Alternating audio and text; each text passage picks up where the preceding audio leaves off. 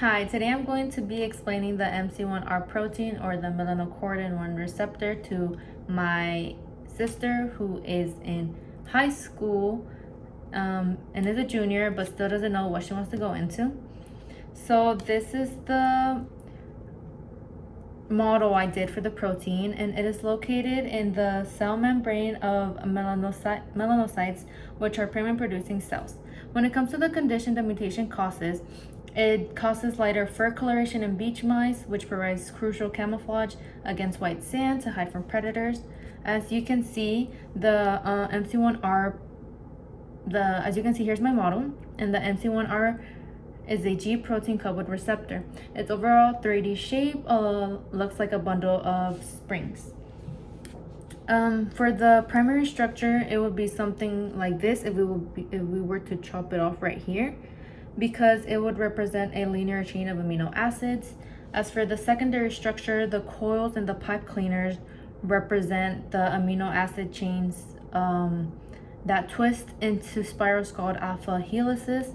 And for the tertiary structure, the entire woven shape in the cardboard is how the helices would fold together into a specific 3D shape to embed in the membrane. And there is no fourth structure for my protein because it doesn't apply. In this model, the mutated bead would be able to be replaceable with the normal one. At position 67, a largely positive arginine would be replaced by a smaller uncharged cysteine, which I will be doing right now. There we go. Because the chemical properties of amino acids change, it alters the local shape and flexibility of the receptor right at the spot.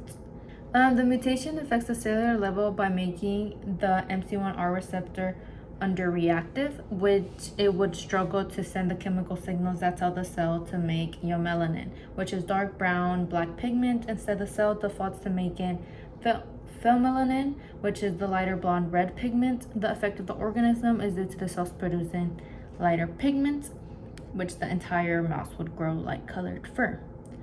As for the normal versus mutated protein functions, the mutated protein is a loss of function.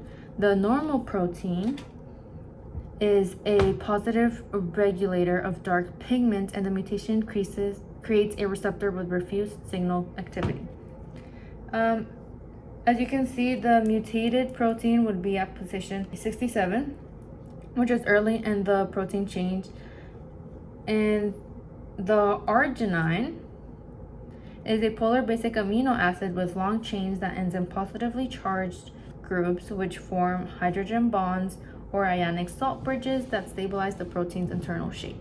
As for the cysteine, which is the mutated part, it is a polar uncharged amino acid containing a sulfur group. While cysteine can form disulfide bridges at position 67, its main problem is that it is too small and lacks the positive charge needed to hold the protein switch in the right position.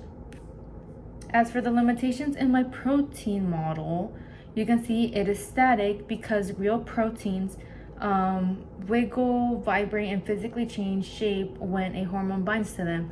My model stays still, and the scale and proportion is also a limitation.